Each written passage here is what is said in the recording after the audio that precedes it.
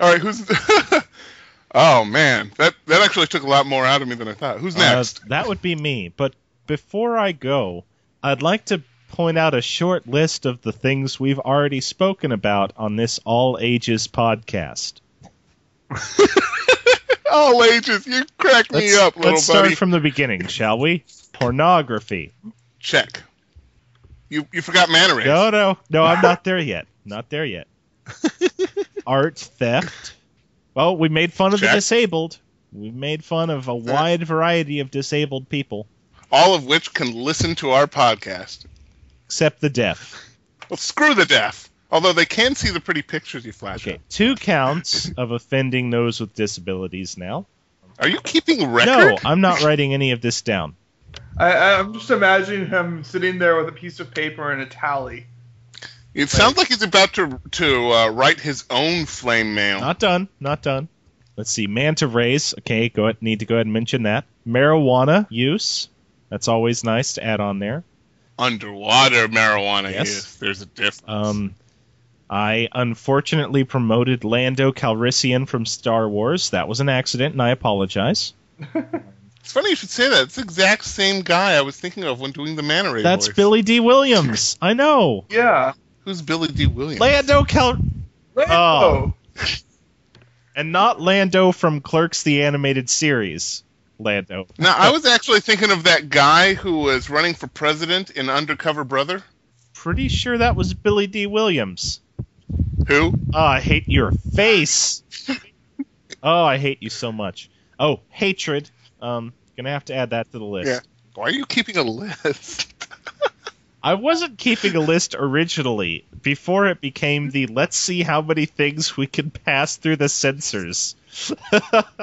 Keep in mind, this isn't all my fault this time. Colin started talking about porn. Yes, I did talk about porn, and I should have thought that we would make a lot of porn jokes when I picked the article. And disabled jokes. I didn't even consider the disabled. We also applied a lot of sexual connotations to computers. To be fair, all people on the internet do that. To also be fair, I don't know if I can think of a topic where we're not going to make jokes that will end up being appropriate for all ages. Yeah, this is pretty much what happens when you get 3 guys together. Wow. The edited version of this podcast is just going to be random beeps. Every 3 seconds, I'm going to put in a beep. There, we'll do it that way. Let's see how that works, actually. Let's try it. You guys won't get to hear this after edit, but somebody say something. Hello? Yeah? Oh, okay. Hello? So nobody says anything. That was weird. Well done. Like, everything was in fast forward as if it were catching me up. My Skype crapped out. Yeah. Anyway, what's your article, Chuck? Let's do that. Yeah, mine. Let's see how many drug and pornography jokes we can make about this article. Swedish man held for building nuclear reactor in his kitchen. Oh, bravo! Bravo! Wow. How? Well, we're going to get there. We're going to get there right now. Swedish police have detained a 31-year-old man in Ängelholm in western Sweden who was discovered after he sought advice from authorities on the legality of building a nuclear reactor in a domestic kitchen. So in other words, he called them. Oh my God. He called them and asked if it was legal or not. He called them while building it. Richard Handel began his experiment some 6 months ago and has reportedly been open about his plans to construct a nuclear reactor in his apartment in the small Swedish coastal town, maintaining a blog on his nuclear adventure. Oh my God. Handel, who explained that his interest in nuclear physics was awakened as a teenager, ordered some radioactive material from overseas and acquired more by taking apart domestic fire alarms. Wait. Domestic fire alarms have nuclear material in them? Apparently. At least they do in Sweden. Holy crap, Sweden's like way more hardcore than I gave them credit for. Turns out in World War II they weren't neutral. They were just trying to rise as a third power. But then they got it wrong and made a whole bunch of fire alarms. Well, you see, there's their problem right there. If they're going to start a nuclear program, you got to take it out of the kitchen phase. You got to build a laboratory at least. Anyway, despite his frank and full disclosure of his experiment, his activities only came to the attention of the authorities a couple of weeks ago when he contacted the Swedish Radiation Authority to inquire if it was legal to construct a nuclear reactor at home. Why wouldn't this be the first thing he checks? I know. Yeah, he ordered nuclear material from overseas. It doesn't specify where, but I'm willing to bet where he got it. It's not particularly legal. Handel was told, after telling all this to the Radiation Authority, which is government-run, Handel was told that somebody would be sent to measure the levels of radiation in his flat. Makes sense. And we've got a quote from him. When they came, they had the police with them. I've had a Geiger counter and have not detected a problem with radiation, he told the local such-and-such newspaper. Handel was arrested by the police and taken in for questioning. He admitted to his plans and was later released. He told the newspaper that had he succeeded in building a nuclear reactor, generating any power would probably have proved beyond him. To get it to generate electricity, you'd need a turbine and a generator, and that's very difficult to build yourself, he told the newspaper. Wait, I think this is... What? Yeah. That's right. It is more difficult to build a turbine and generator than a functioning nuclear reactor. No words. Should have sent a poet. Handel is reported to have spent roughly $950 on his project, and after all his equipment was seized in the raid, he has confirmed that in the future he intends to focus on the quote-unquote theoretical aspects of nuclear physics from now on. Wait, so it costs less than $1,000 to build a fully functional nuclear reactor? Well, it cost that much to build one. He was having trouble getting it to work. So maybe there's several $100,000 remaining of function.